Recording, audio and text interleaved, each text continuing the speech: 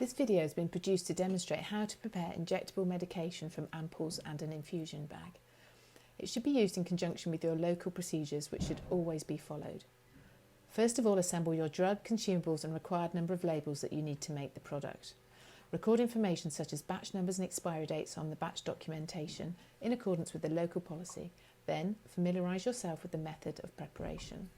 Before starting the preparation, you should ensure that you have removed makeup and jewellery and check that you're wearing the correct clothing and gloves for the area that you are working in.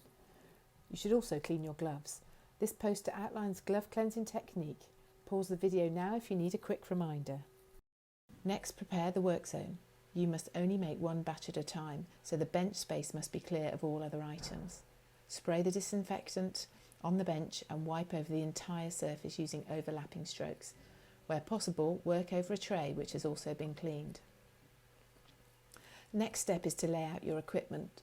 Try and do this in the order that you will work in.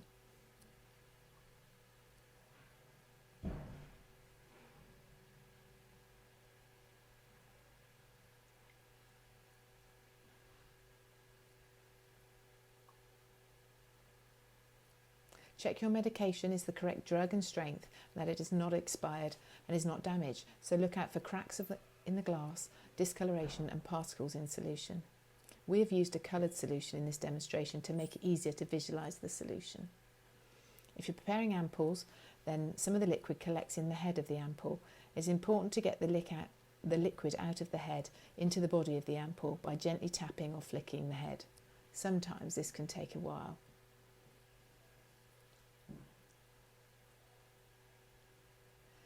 Next, clean the bung of the infusion bag and the necks of the ampoules to remove any local contamination which could get into the dose.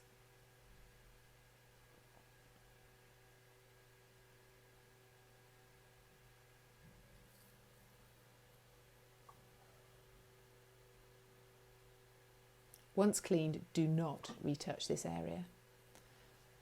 While you're waiting for the area to dry completely, prepare the syringe and filter needles so that they're ready for use. Peel open the wrappers and connect the ends. The key parts that form the connection should not be touched during assembly, and the syringe held far away from these areas.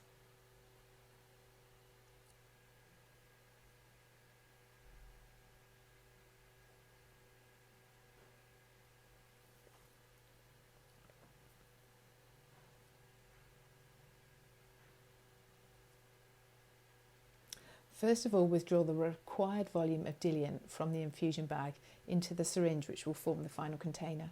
Rest the bag on the surface and hold the port mid-air. Pierce the additive port in a central position with the needle attached to the syringe, taking care not to puncture or scratch the side of the additive bag or port.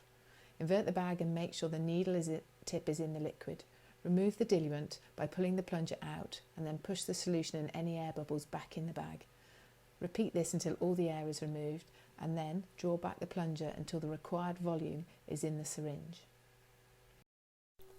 Gently squeezing the bag makes it easier to withdraw the volume into the syringe, as it reduces the force and pressure needed to pull back the plunger.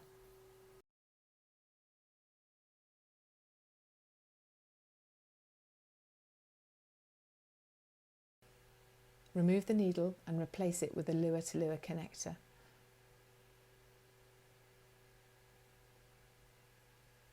It is important to get the volume of the diluent solution checked at this point.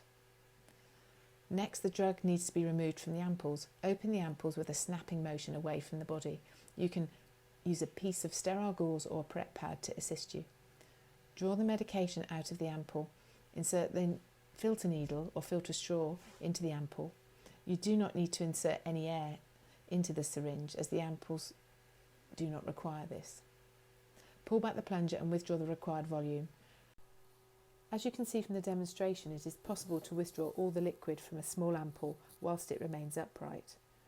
Although this is easier for new operators, the syringe and gloves are directly above exposed contents of the ampoule, which increases the risk of accidental contamination. The liquid withdrawal from the second ampoule uses a better technique. Place the needle inside the ampoule, invert the open ampoule to a horizontal position in mid-air. Ensure the bevel of the needle is resting face downwards onto the inside of the neck of the ampoule. The needle should now be in liquid. Carefully draw back the syringe plunger and withdraw the liquid. Invert the ampoule further as the withdrawal proceeds to ensure the tip of the needle remains below the surface of the remaining liquid until the volume of the liquid required is obtained or the ampoule is empty. Wherever possible, only withdraw from the ampoule once. Remove the filter straw or needle. You now need to check the volume is correct.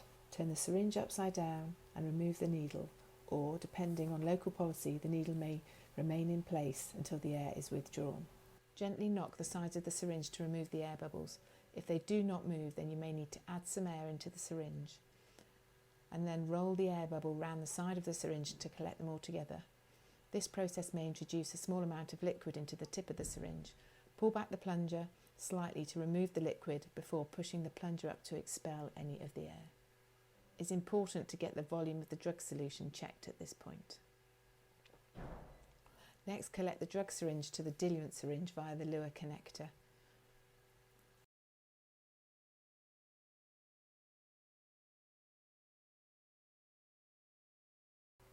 Push the contents back and forth between syringes the required number of times in accordance with the local policy before pushing all the solution into the final syringe. Thorough mixing is essential to ensure an even concentration throughout the syringe. You can see from the photo that without air present, a uniform mix is not achieved, even after inverting the syringe several times, so it is important to introduce a small amount of air into the syringe when mixing. Once you've removed all the air and are happy with the final volume, remove the luer connector and cap the syringe.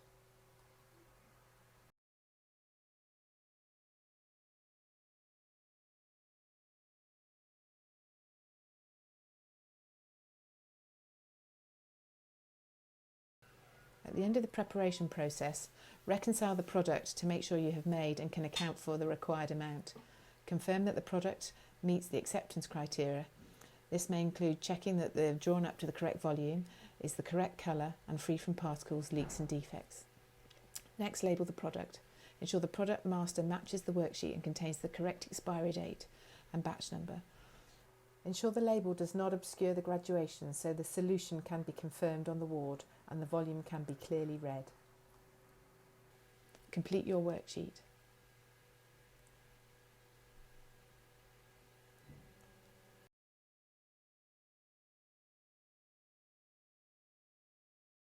You have now finished your product.